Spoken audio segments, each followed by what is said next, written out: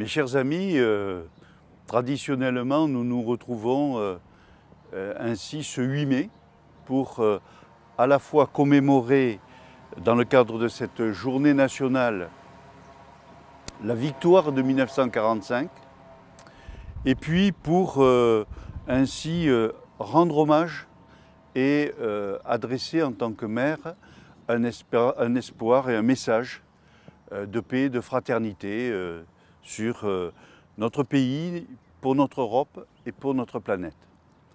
D'abord une pensée pour tous ceux qui ne peuvent être autour de moi, comme vous l'êtes traditionnellement. Les représentants des associations d'anciens combattants, les porte-drapeaux, l'ensemble des forces vives de la ville, mes collègues du conseil municipal. C'est vrai que cette cérémonie, forcément, est tout à fait symbolique et que, liée à la Covid, nous ne pouvons nous retrouver. Mais le message reste toujours aussi puissant. Ce message, d'abord de recueillement, de reconnaissance en direction de toutes celles et tous ceux qui nous permettent aujourd'hui de vivre dans un espace de liberté, de démocratie et de fraternité.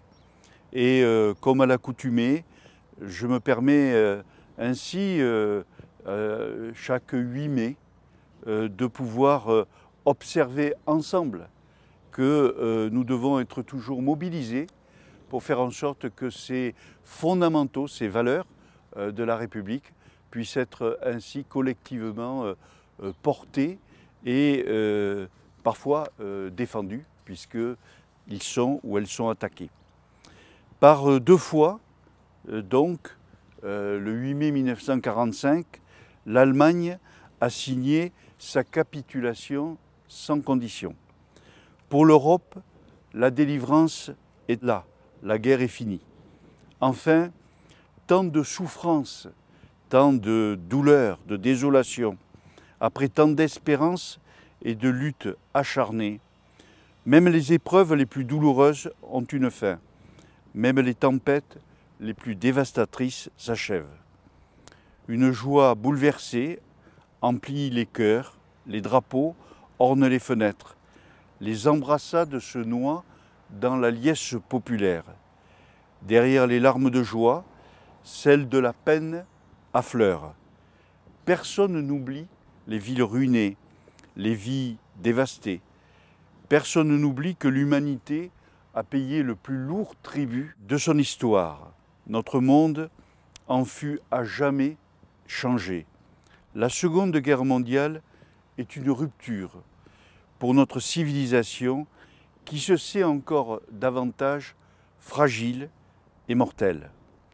76 ans plus tard, reliés par notre mémoire commune et épris par la même reconnaissance, nous nous unissons par la pensée et par notre hommage pour saluer le souvenir de celles et ceux qui ont combattu et abattu le fléau nazi.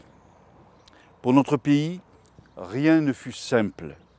Ce combat prit de nombreux visages et la victoire mit le chemin.